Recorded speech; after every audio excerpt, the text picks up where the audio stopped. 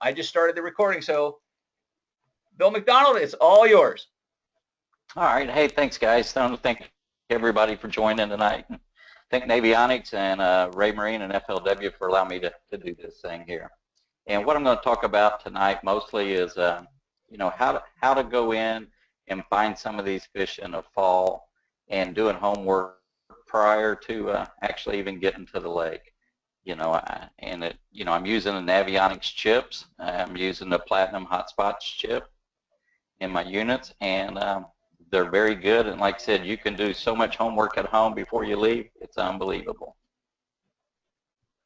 And you know, one thing that I always think about, you know, is understanding what the fish are doing. You know, I'm talking about bass fishing here exclusively, and you know, as those shad start to migrate, you know, where they go, they start going towards the backs of the creeks, and the back of the creek is kind of a I don't know, a weird term, because going to the back is not always in the very far back of a creek. A lot of times it's on a bar, it's on a high spot, and so just finding that, following the contour lines, watching the birds. The birds are a big key in the time of the fall. You know, the pelicans, the gulls, you see them diving, see them jumping, splashing if they're there, and also the actual, you know, shad itself, you know, paying attention to what you're seeing there. And using your electronics as well, you know, as far as your down vision and your and the side vision as well on that. So, you know, what I go to next is, you know, I've opened up here. I got a spot here on Lake Barkley is where I'm going to start out here, trying to show you guys kind of what I'm looking for. I'm looking for, you know, really tight contour lines and starting to find that migration route. You know, and Lake Barkley and Kentucky Lake both, you know, the rivers flow from south to north. So, you know, as you come down through here, you know, I've got really good tight contour lines. I like steep drops and steep edges. And as you come down through there, you can see them as they start. You can go into these creeks here, and you can see the migration route kind of is like that cursor there going there. And there's high spots in there that you want to actually target on there to try to find those fish. And like I said, the ones that's got the most turns, bends, is what I like the best, and in the most amount of high spots in it. And like I said, from history, I know this creek really, really well, so I can explain how this whole creek lays out really well. And you know, we've got a couple different things in there to look at, and it's very, very productive. And like I said, by doing your homework at home, you know, Navionics is good that they give us the app that we can download to your iPhones or to your Androids. So that's another key. Take advantage of everything, the technology that's out there now, and it makes your trip a whole lot easier, and you can dissect a whole lot of things really, really quick. So another thing that, you know, when we're starting here, I've got this marked up here. You know, as you come in off the main river, you know, here's the very mouth. So you can start out here in the fall. Are these fish still out here? You know, come around here on this point right here. This point comes all the way up to nothing. So you're always looking. You know, that's a real good place to start looking there, and directly across from it as well. You know, you can see here. You can see here. Here's another high spot here. We've got another point right here. This is a drain comes through here. You've got a point here. We've got water that flows through this direction here as well. We've got another point right here as this goes on back in there. And of course, we got a point over here. So I mean, there's so many different spots in this little creek right here that these fish can be, that, you know, it takes some time to find them, but once you find them, once you find a bait, you will definitely find a fish. And like I said, whether it's a bird, you always keep your ears open and your eyes open. You're watching for those ripples on the water. You're watching for a flicker, you know, or a bird to come down. I know I'll repeat myself on some of this stuff, but I'm just trying to drive home how important it is to be aware of your surroundings and what's going on. And if they're up there on top and really eating good, you know, it's fun like that. But as the day goes, as current changes, as the wind changes, as light cover changes, if those fish go away, you know, they didn't go far. You know, if you're catching them up here around this ridge right here, and they stop biting on top of the ridge, they're just off the edge there. You just got to figure out what they want to eat next. And like I said, they're telling you how they want to bait, so pay attention. When you catch a fish doing that, always make sure you know what you're doing when you catch that fish. Were you reeling that bait really, really fast? Did you throw it out and get a professional overrun or a backlash, and when you picked it out, you picked it up, it was there? You know, try to think what you were doing. They're telling you how they want to bait. You know, we all want to feed them the way we like to feed them, but the thing of it is make sure that you're paying attention to what they're doing or what's happening when they actually bite the bait. You know, talking about pre-planning, here I am again. And pre-planning, Google Earth is a dynamite tool to use. This is that exact same creek that I just showed you that was on the Navionics chip. You can see I'm taking that cursor right now and rolling it around, and you can see those high spots in there. And what I've done here, you'll see a date on there that says November 20th, 1998. When you go on to Google Earth, you know, there's an archive section up there that you can go into and track back to when there was a really low time that the water was really, really low. And that's what I've done here. You know, this was one of the best pictures at the lowest that I could find of that certain area there. And by doing that as well, you know, here I am pre-planning my trip before I go to the lake, is I can look at that, and actually you can zoom in even tighter and find a whole lot more little points. You can find trash piles, you can find rock piles, you can find road beds, stake beds, all the right ingredients to hold that trophy catch that we're all out there trying to find. So the technology's there for us. The thing that we have to do is take advantage of that technology, you know, right from the beginning. You know, we didn't have this stuff when I first started. I'm an old guy. And like I said, it's amazing to me how much is out there. Because like I said, this how this picture here is positioned. We still got the water flowing from the south to the north. And, you know, here's the main channel.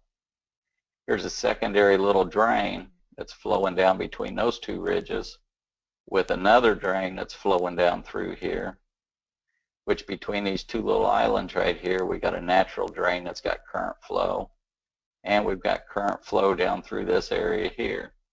So, and then if they're pulling water, we've got water that's pulling out of here, plus it's pulling down through here. Whoops, click back another screen there, my bad on that one. But there's so much right there in this one area that you can find by using your electronics and actually going in there and taking your time and picking this apart. Now, I guarantee you somewhere between the mouth of this thing right here and back to this area right back here in the back, there is a mother load of fish in there. And like I said, we all want to go to greener grass, and with the electronics that we have today and the technology that we have today, slow down, dig around, grind it out, and find those fish. And instead of running like maybe your buddies are running all over the lake and they want to brag how much gas they burnt during the day because they ran all over the place, you can tell them how much batteries you burn by staying in an area and just fishing. You know, another spot you can see here that shows up really well is this drain on the other side of the river here as well. Another key spot. You know, the mouth of this thing here will load up, or it'll get back here on this back side. And this whole side right here has got current flow that comes down through there on it as well. So, I mean, use the technology that's out there for it, that we have advantage of. I mean, I keep driving that home, but use the technology that we got.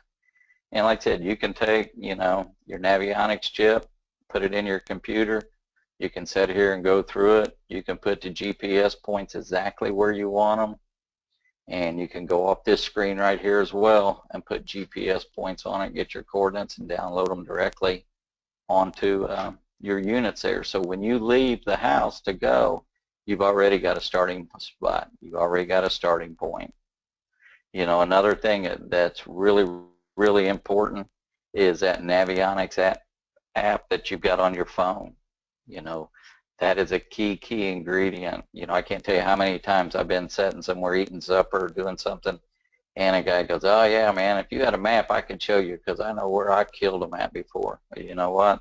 If our rules allow us to talk to the guy, I can say, well, hey, I got the map. That ain't no problem. I can pop my phone open right there. So, you know, whatever it is, $9.99, that's the best $9-10 I've ever spent is putting that app on my phone right there. And you can download that stuff right to it as well. Now, moving along here, some of the baits, you know, key baits that, you know, search baits is what I'm going to call them. You know, a red-eyed shad or the new red-eyed two-tap shad, KVD 1.5, 2.5, or 1.5 shallow runner. You know, a sexy dog for a topwater bait. You know, the Rage Blade, Lucky Shad, and we got the 8.0 square bill, which is what I'm holding in the pictures right there and what that one big fish there is caught on. You know, with those baits right there, those are your search baits, and those will cover just about anything and everything for the fall of the year that you need. The only thing I don't have on there is, you know, you need a jig of some sort because there is going to be wood, there's going to be other things, and sometimes they just want to eat a jig better than the others. But when they're chasing that shad, you know, shad imitation, those are the colors you see I've got on there. You know, if you pull up there and you can see those fish busting or splashing or really getting it, you know, you can throw that sexy dog out there and come across top and they'll eat it. And as those shad scatter out or sink back down, maybe it's that red-eyed shad, maybe it's a Rage Blade or that 1.5. Play around, let the fish tell you what they want. And, you know, colors, I'm not a big color freak, but, you know, if a bait's got, you know, one hook in its mouth, it's barely hooked, tweak those colors a little bit. If you catch that fish and that bait's all the way down in its mouth, they've ate the whole thing, then you've got that right color of bait on there. And let me see here. Let's click on over here to the next one.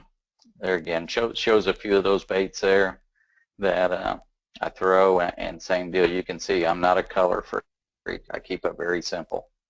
You know, like I said, fish has got a pea-sized brain, and they still outsmart me, so I try to keep it as simple as possible out there. And I don't get caught up in a whole lot of the other stuff there.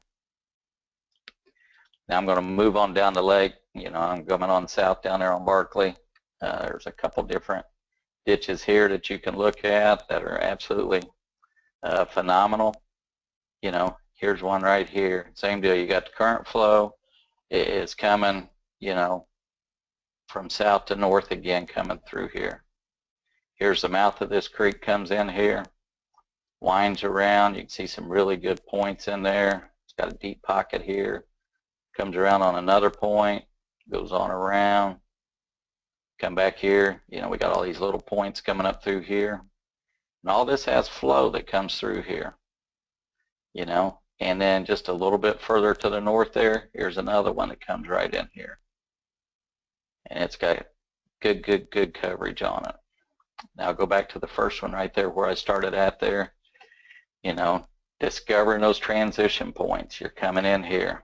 And like I said, with the technology that Navionics has on their chips, I mean, this is a no-brainer as you come into this thing. You can see those, I keep changing screen, sorry guys. But as you come into it, you can see that there's multiple points on this thing. And that's what I'm looking for when I go in there. Because when they say that, you know, there again, that the shad goes to the back of the creeks, the back, they go shallow, it's what they do. So back is not necessarily as far back as you can run your boat in there. So you need to always look at that. I keep clicking the screen, sorry again. But like I said, you got a point here, you got points here, you got a point here, we got a big point here. You know, we got a real deep transition there. And like I said, if those fish are at the point where they can stay in deep water and just chase them shad up, and they'll herd them up and eat them really quick. You know, that's as good as it gets right there. Same creek, Google Earth. You know, this one doesn't show the water quite as good as the other one did, but at the same time, you can see it shows a road bed over there that comes across there, which gives you another option to fish. Like I said, and it doesn't show up on the other stuff, but there's that road bed right there, you know, as you come back in there. And like I said, this has all got good flow through it. So like I said, just use the technology that's out there that we can take advantage of. And that is just, there again, so daggone key that, you know, you got to take advantage of it. And just like I said, by zooming in different things, you know, one thing that you know, Navionics has done really well is we've got our nautical charts. So when we're running down the lake, you know, we got a nautical chart. But then if I'm wanting that great detail, I go ahead and click in here on the sonar charts, and it'll give you unbelievable difference in contour using the sonar charts instead of the nautical charts. They're both good, but like I said, when I'm fishing my front unit and when I'm searching, is usually I got that sonar chart on so I can find that deepest detail, the best detail that's out there that I can come to. You know, here's a quick shot of this same creek right here, and while I'm using that same creek, excuse me, you know, that's a nautical setting on there. I can look and say, yep, that's a creek I definitely want to look at while I'm running down through there, and I can see everything that's in there. And you know, for my quick, you know, this is one I want to definitely check into. So then once I start into that creek, you know, I'll flip it over on our sonar charts, and there again you can see, you know, I got the 1 foot intervals, and it really brings all that detail out, you know, drastically in it. And that's the key. I mean, that's the whole key, is finding that one little niche, that one little bend, that one little point that our competitors don't do, or don't take the time to study and look and search, you know. And like I said, and I'm talking about fall fishing right now, but I guarantee you, you know, and I know this just because I keep an eye on things, and I'm going to Kentucky Lake next week, but right now the water level at Kentucky Lake's like 354.5 or something like that. Well, you know, in the springtime it starts coming up and it'll get up in that 360 range. So by going down there and doing some homework in the fall, you'll find a lot of these migration routes that you can go back in the spring and you can figure out where them fish go to when they come in to spawn, what their routes are that they take to spawn as well. You know, I'm a deer hunter. You know, it's tough on me this time of year. I want to be in a boat, but I want to be in a tree stand. But there's so many similarities to what the fish and the deer do. They're both creatures of the edge, so you find those edges and follow them, and that's how the fish will go back there, just as a deer will. And like I said, it's a phenomenal time of year to fish. I mean, for numbers, that's as good as it gets right now. But like I said, you know, you got to go in, you got to figure out, and take some time. I mean, you can blow these things up really, really big and get the whole look. I mean, if you're looking here, and I know this, and if you blow it up, you can see there's current that comes through there. Get back again. It comes through here, and it comes through here. Those things are open down below. On further to the south, the river makes a big bend, but there's flow. There's still current that comes through there. And so like I said, it's finding that stuff there that gets you in there and gets you going. So like I said, I keep hitting buttons, and I apologize for that. You know, and while you're going, like I said, I'm telling you, keep your eyes out, looking out in front of you and watching, and while you're doing that, but you always want to continue to go to the watching your sonar. And as long as you can watch your sonar there, you can you'll pick up things as well. You know, whether you're just using, you know, your down scan, your 2D, or your down scan, either one, and continue to watch what you're doing.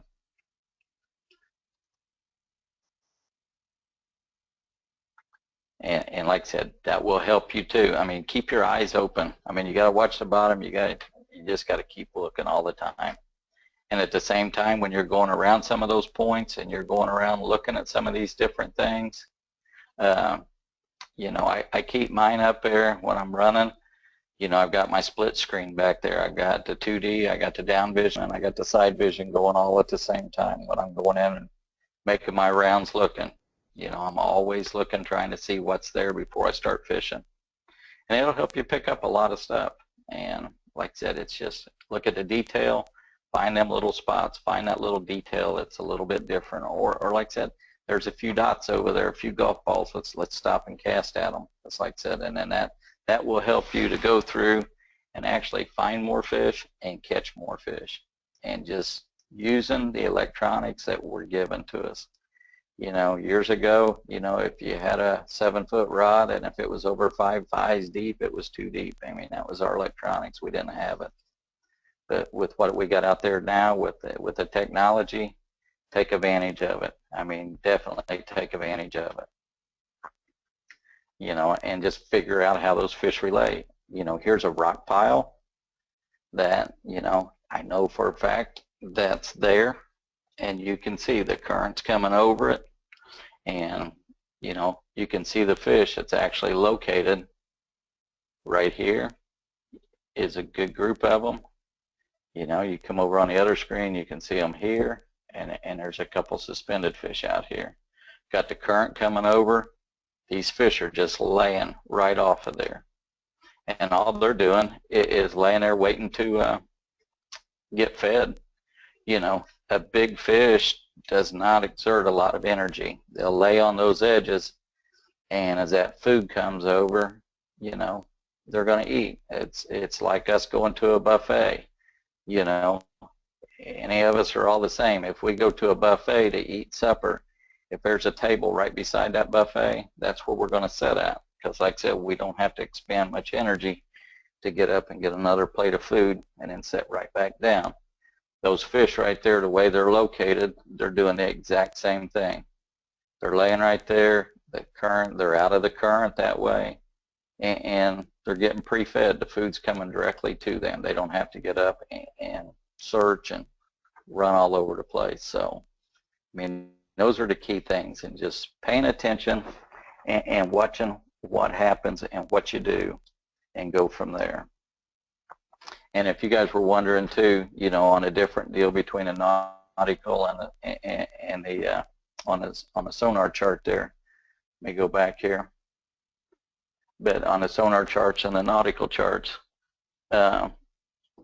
you can turn around and go to, you can go onto your unit there and look at it and say, hey guys, you know, you can go in there, go into your menu, go into presentations, and go into chart selection.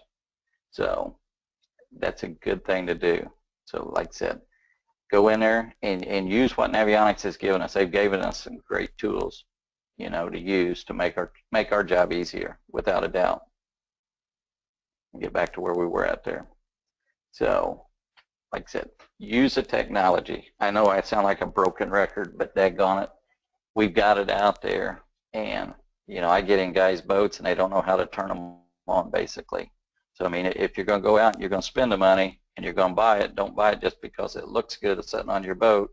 Use it. I mean, I can tell you that, you know, 7 years ago, 5 to 7 years ago, it was just a tool that was on there that I didn't very seldomly use.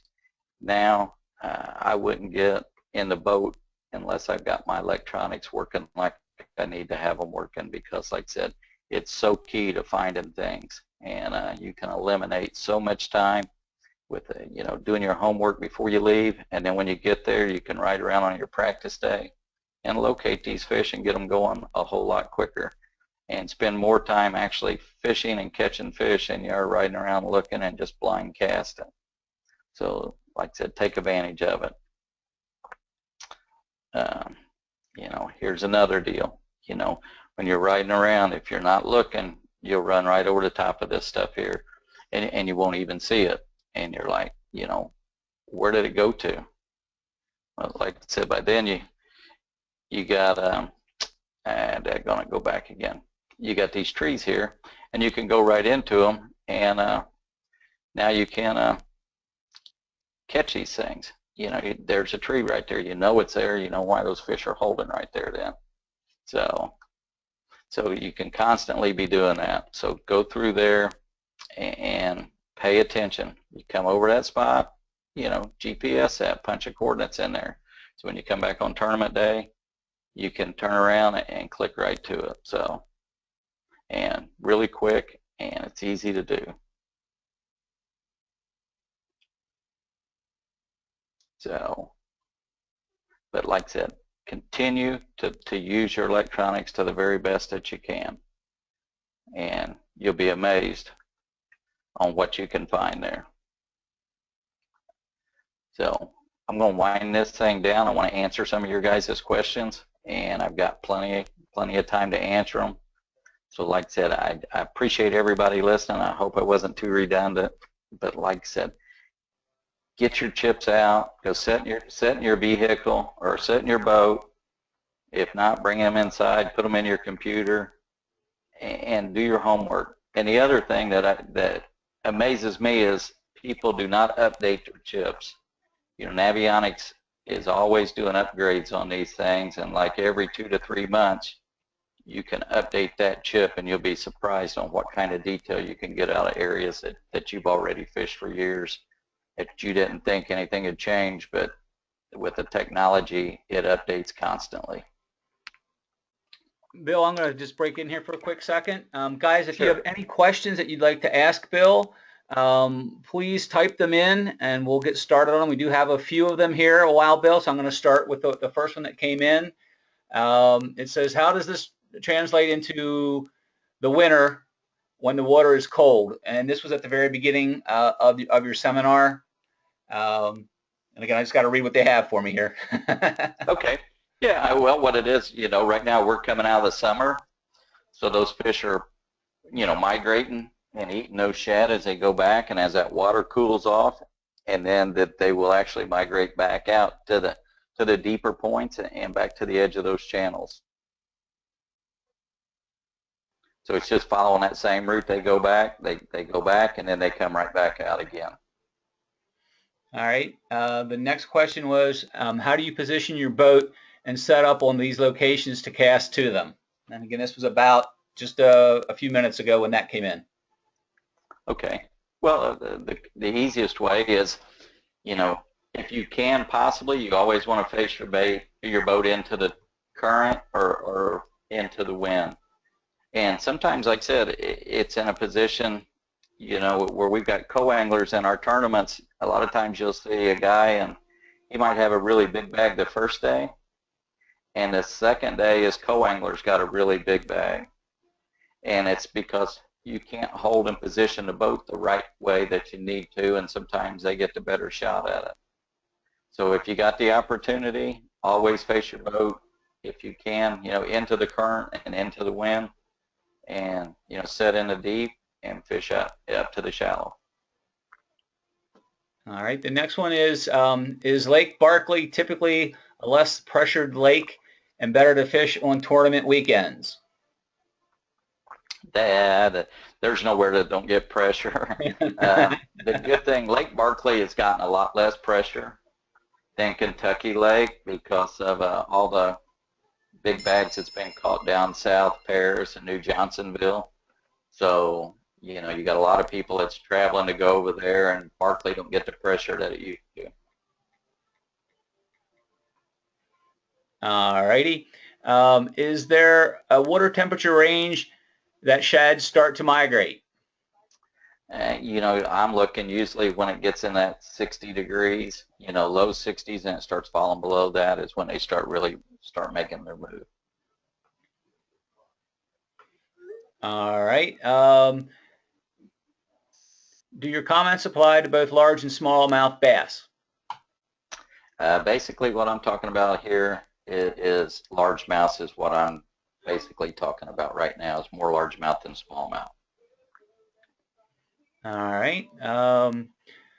Next question is, do things like moon phase affect your results, or do you catch at these hot spots no matter full moon, half moon, etc.? Well, I always watch the sonar tables, and they don't lie. You know, you follow the moon phase, and it'll tell you what are the best days to be there and the prime times.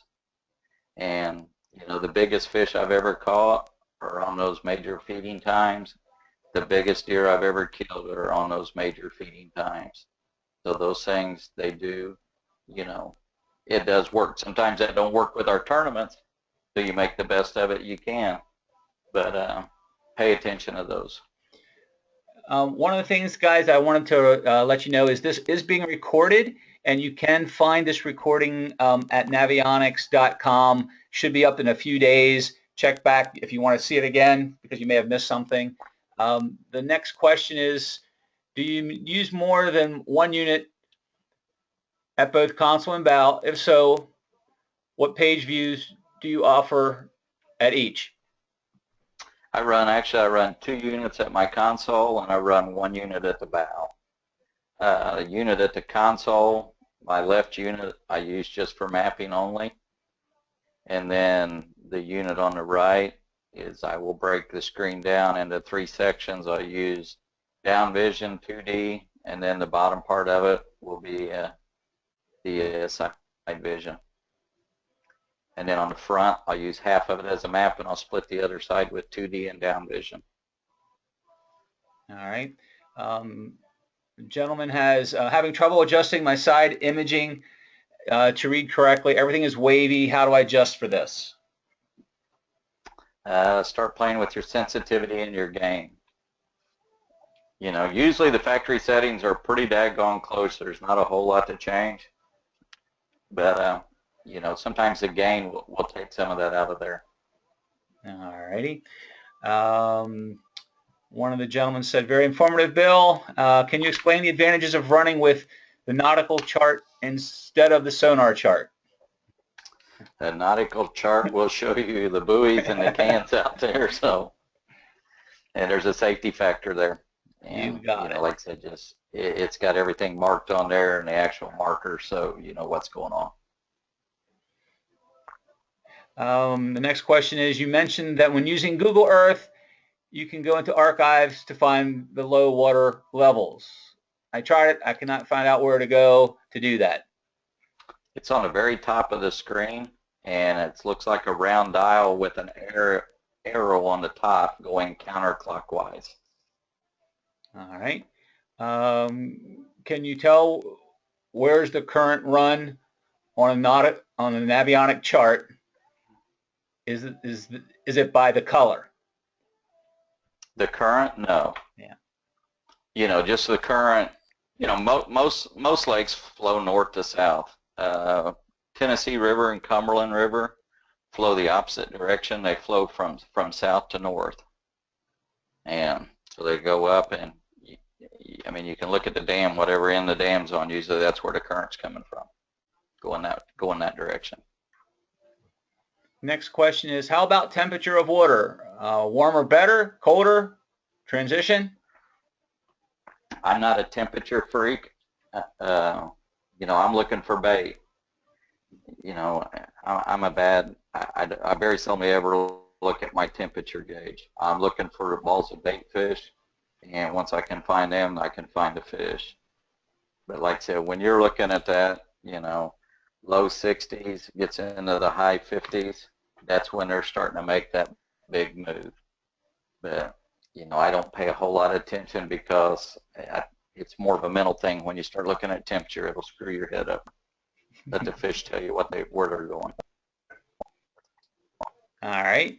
The next question, it says on, I think it's Patoka this past weekend, and shad were moved to back of the coves, and bass were busting them, but wouldn't hit anything we threw. Tried to match size and color with no luck. Any ideas? Like I say, go smaller or go bigger than the bait. You know, and you know it's hard when they're eating a real deal. You know, they're eating a chocolate sundae and you're trying to feed them something artificial, so it makes it tough. But you know, you just got to play around. Maybe it's an erratic bait, you know, that you're cranking fast, stopping, killing it, or you go to a little bitty spinner bait with really small blades on it. You know, once you catch one, they'll tell you what they want, but that's the hard part of the game. The next question is, when exploring points like you were speaking about, is it a good idea to troll through these spots? And a big thank you after that. Pardon, can you repeat the question? When exploring points like you were speaking about, is it a good idea to troll through those spots? Yeah, you know, like I said, go around there and start trolling and learning, because, you know, everybody, there's still little ditches and indentations that's not 100% like the chart shows. So when you're on your trolling motor and you're paying attention to your depth finders, you will find some really key little spots, or you'll find a stump that's underneath there, or a little, maybe it's a rock pile, 2 or 3 rocks that might hold 40, 50, 60 fish. I mean, I've seen it down there before. You can throw into a 4 or 5 foot area and catch a fish every cast for an hour or 2, and throw 5 foot each way of that and never get bit. And then when you go up there and you look, it's just a little indentation, or, you know, a little piece of cover that's holding all those fish here. All right. The next question is, on my Ray Marine, what settings should I use on how close the GPS should be on site? On site, I guess I'm not understanding that question there. Yeah, I'm not either on that one. You know, I zoom it in. You know, if I'm into the creek, once I decide I'm going in there, I want to zoom that in really close so I can make sure where all those contours are. You know, I'm not leaving it zoomed out so I can see 2 or 3 creeks down. I'm zooming it in pretty daggone tight when I'm going through a creek. Okay, we'll send that gentleman an email, and you know that'll be one that I'll highlight so we can maybe get a little more information from him then, Bill. Okay. And that's what we will do, guys, if we're not there, and we'll make sure that we get in touch with everybody. And the next one is, when fishing a clear reservoir like Clark's Hill, what's the easiest way to tell which way the current is flowing? There again, you should be able to look at the map and it'll tell you which way it's flowing. Clark's Hill, I want to say, daggone, that one there will flow the exact same way. It's from south to north, I believe. Yeah. The next question is, can you tell what bass looks like when you look in on your side scan? What's it going to pop up and look like? Most of them to me look more like a golf ball, or you know, a small oblong shape. I'm still not a guy that's 100% convinced that you can say, well, those aren't bass, I'm not going to fish for them. I'm going to throw out there and let that fish tell me what it is. You know, I mean, I know how crappie stack up and see some giant schools of stripers and whatnot, but if it looks like fish are there and they're located in the right position, I'm going to catch one and let it tell me for sure. All right. Next one is, what about smallmouth on St. Clair? Smallmouth on St. Clair this time of year, they're in the process of starting to head to the rivers. You know, they'll go in there because catch up. The bait is moving into the rivers at that time of the year, but you know, you still want to find a rock, or you want to find those isolated grass clumps to catch those smallmouth up there, and it's a fun time of year to catch them. And the next question is, do you follow different patterns when your lake has bluegill rather than shad? Yeah, not really. Those fish are coming out. Those bluegill are doing the same thing. They're moving in and feeding up at the same time. And if that's the only thing those fish have got, they're going to come in there and eat those as well. Because you got to understand, these fish are gorging themselves. I mean, they're storing up for the winter, so they're eating everything they can get right now. The next question is, how can I learn about bass migratory pattern on any given lake?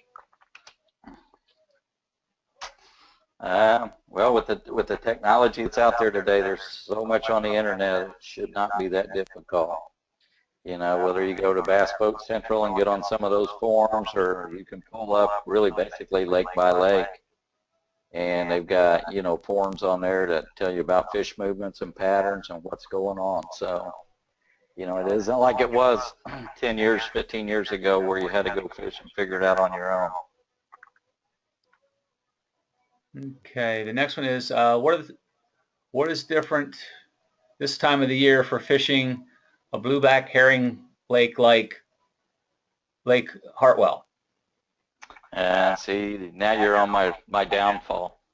I get killed on those blueback herring lakes. So, but it's same thing. I mean, they're chasing those herring, so it's those main lake points, and you know, those secondary points going back. You know, they're chasing those herring the same way. Like I said, that's not my funnest place to fish is blueback herring lakes. So that's where we're going fishing then. All right. Yeah, that's my donation lakes usually. The next one comes from, he's calling himself a novice electronics person. We won't put the first part because all questions are good and asked. And he's talking about the picture that's up right now. It says, what are the columns in the structure scan represent the top right screen by the tree? The top right screen? That's what he has. Those there, I mean, some of that's just interference lines that you're seeing if you're talking about the vertical line shooting up and down.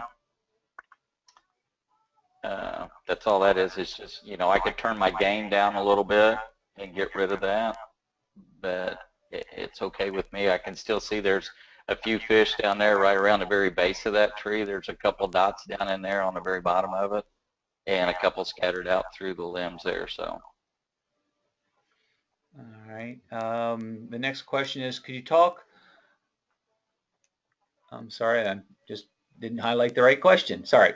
Could you talk a bit about applying the same information to lakes that are bowl-like and the average depth is about 4 feet or so? Where are we at, Okeechobee? I think that's at 5 now. Yeah, it's at 5 now. Yeah, with the rain coming, it might go to 7 or 8. But those there, I mean, and you got cover in there, and those fish are relating to the cover that's in those shallower type bowl lakes like that. But if you run around, you'll find some different contours, and it's all relative to what's there. So it could be a foot contour, and that's a big drop. That's a big change. Or it could come up a foot or two, and that would be a major high spot. All right. We're going to have time for just a couple more questions. The rest of them will get answered, guys, but we don't want to run this forever because I know it gets boring just listening to questions. We'll take a few more here yet, and then we're going to wrap it up for this evening. Let's see. The next one says, do these tactics apply on all types of lakes, for example, flatland, highland, or lowland reservoirs? Yes, they do. You know, those fish are still migrating this time of the year, and they're still trying to gorge themselves and load up for the winter.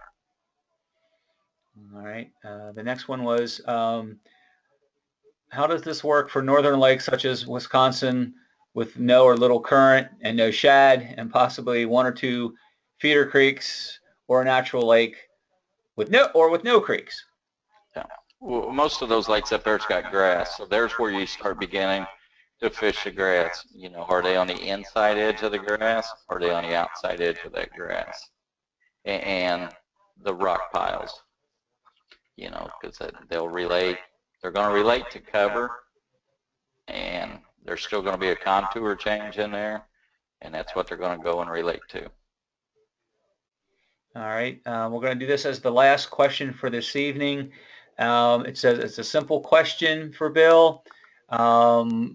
What have you found to be the best way to manage waypoints, data transfer between computer and fish finder? Is it an easy way to transfer the waypoints? It's very easy, and like I said, buy a blank micro SD card, whether you take the full size or the mini one, put it in your unit, and then what I've done on mine is I've highlighted the lakes, and I'll isolate a whole lake, and I'll download all of my waypoints from that lake onto the card and name it, and then I'll also put it on my computer for a backup.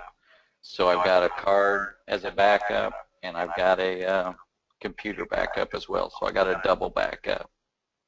And the thing that I do a lot too is, like I said, I fish a lot of lakes multiple times. So like say last year I was at Kentucky Lake, I marked everything with a red GPS coordinate. And this year I used blue. You know, 2 years ago I used black.